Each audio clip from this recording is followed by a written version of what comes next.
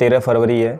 इस दिन आपको पता है आज राष्ट्रीय महिला दिवस मनाया जाता है और ये आपकी इस दिन एक महिला जन्मी थी और उनका जन्म दिवस यानी कि सरोजनी नायडू का जन्म दिवस, और इसी उपलक्ष्य में हमारे राष्ट्रीय महिला दिवस मनाया जाता है। कहते हैं कि उत्तर प्रदेश की रहने वाली ये महिला उत्तर प्रदेश की नहीं, ये उत्तर प्रदेश में फर्स्ट नंबर पर राज्यपाल बनने वाली ये महिला जो देश का एक अनूठा उदाहरण आपके सामने आई है। इनका जन्म जो हैदराबाद में हुआ था 13 फरवरी 1879 को और इनकी मृत्यु 2 मार्च 1949 को हुई। ये हैदराबाद की रहने वाली थी। पिता इनके जो थे वो थे अर्नोद चट्टोपाध्याय और जिन्होंने इनको बहुत ही महत्वपूर्ण भूमिका निभाई थी। ये एक कवयित्री भी थी जो देश के लिए बहुत ही अच्छे, इन्होंने बांग्ला भाषा में बहुत सारी कविताएं भी लिखी थी। कह सकते हैं कि हम महिलाओं के लिए इन्होंने बढ़ चढ़ कर काम किया। जिस प्रकार ज्योतिबा फुले के बाद बात करते हैं हम, उसी प्रकार से इन्होंने सरोजनी नायडू ने भी हमारे देश के लिए महिलाओं के लिए एक अच्छा सा हम कह सकते हैं प्लेटफॉर्म स्थापित किया था। और इनके दिवस पर ही, जन्म दिवस पर ही हम विश्व रेडियो दिवस भी मनाते हैं। इनकी जो माता थी वो भी कवयित्री थी जिनका नाम है वरदा सुंदरी देवी और वो भी बांग्ला भाषा में बहुत सारी कविता लिखती थी। हम जब बात करते हैं महिला सशक्तिकरण की तो कह सकते हैं हम वहाँ पर एक नाम हमें सरोजनी नायडू का भी जोड़ना चाहिए जो उत्तर प्रदेश की पहली महिला राज्यपाल बनी थी। इनकी भाषाओं से, इनकी कवयित्री की जो मुख्य लैंग्वेज थी वो बांग्ला भाषा में लिखी गई। जब हम महिला सशक्तिकरण की बात करते हैं तो हम देखते हैं कि कहीं ना कहीं हम इस शब्द के लिए हम एक सरोजनी नायडू का भी नाम ले सकते हैं। जैसे महिला सशक्तिकरण की बात करें तो महिला सशक्तिकरण के अंदर कुछ योजनाएं सरकार के द्वारा भी चलाई जा रही है। बेटी बचाओ बेटी पढ़ाओ 2005 में, जैसे सुकन्या समृद्धि योजना है और मुद्रा योजना भी इनके लिए चलाई गई है कि महिलाओं को आगे लाना और महिलाओं की स्थिति को आगे लाने के लिए जो योजना चलाई गई है वो बहुत ही महत्वपूर्ण योजना है और महिलाओं को अधिक से अधिक इसका लाभ में मिलना चाहिए। हम देखते हैं कि समाज के अंदर महिलाओं की स्थिति बहुत ही दयनीय हो चुकी है कि हम महिलाओं को इतना आगे नहीं भेज रहे। पढ़ाई के स्तर को देख लीजिए, लेकिन आजकल महिलाएं आने लगी है स्कूलों में, हर किसी भी क्षेत्र के अंदर अब महिलाओं को अलग से आरक्षण भी दिया गया है और उनको आगे लाने के लिए हमने बहुत सारे प्रयास भी किए। हमारी सरकार निरंतर प्रयास भी कर रही है।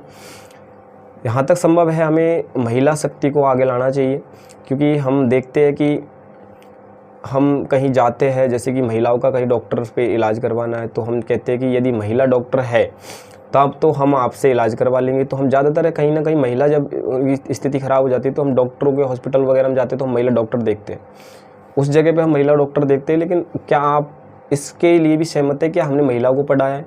यदि आपने महिलाओं को पढ़ाया तो आपको महिला डॉक्टर ज़रूर मिल जाएगी। लेकिन अब हम स्थिति ऐसी है कि महिलाओं को हम पढ़ाते नहीं हैं, बेटियों को हम पढ़ाते नहीं हैं और फिर हम बात करते हैं कि स्कूलों में महिला टीचर मिले, हॉस्पिटल अस्पतालों के अंदर भी आपके महिला टीचर मिले। तो ऐसा संभव नहीं हो सकता। यदि हम महिलाओं को पढ़ाएंगे नहीं, उनको आगे बढ़ाएंगे नहीं तो वो क्या हॉस्पिटल अस्पताल के अंदर आपके काम दे सकेगी, आपके काम आएगी वो। तो हमें कहीं ना कहीं हमें ऐसा है कि महिलाओं को आगे बढ़ाना चाहिए और उसी के लिए हमें महिला सशक्तिकरण के लिए भी कुछ योगदान हमने बताए थे। आप देख सकते हो महिलाएं भी बहुत आगे जाती है। जैसे कि आप उसमें एक घटना हुई थी आपके जोधपुर के अंदर की अमृता बिश्नोई वाली। कर्नाटक की बात करें तो उसमें रानी चेम्मना और रायमना की जो मुख्य भूमिका निभाई थी, उन्होंने लड़ाई के लिए अंग्रेजों के खिलाफ ली। तो कहीं ना कहीं महिलाओं ने भी बहुत महत्वपूर्ण योगदान दिया है। आप बात करते हो बुंदेलखंड की रहने वाली झांसी की रानी, उसने भी देखो अंग्रेजों से टक्कर ली थी खतरनाक तरीके से, उन्होंने अंग्रेजों से लड़ाई भी की थी। तो अपने हक की लड़ाई के लिए वो आगे आती है और जब ये महिलाएं आगे बढ़ती है तो हमें इनका भी सहयोग करना चाहिए। कहती है कि एक अकेला एक होता है और एक के साथ में एक मिल जाए तो वो 1 + 1 नहीं, 1 और 1 11 हो जाते हैं।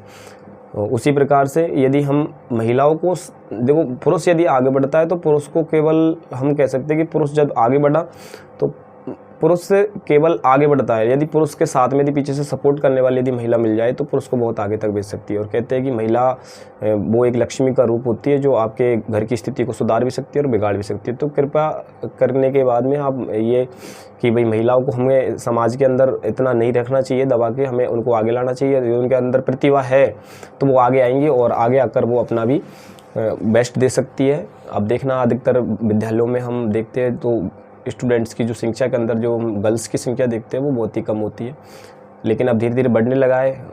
घर वाले भी जागरूक हो गए हैं। तो हमारी कोशिश रहनी चाहिए कि महिलाओं को अधिक से अधिक पढ़ाए। और इसी के साथ में आपको पता होना चाहिए कि आज जो 13 जनवरी है सॉरी 13 फरवरी।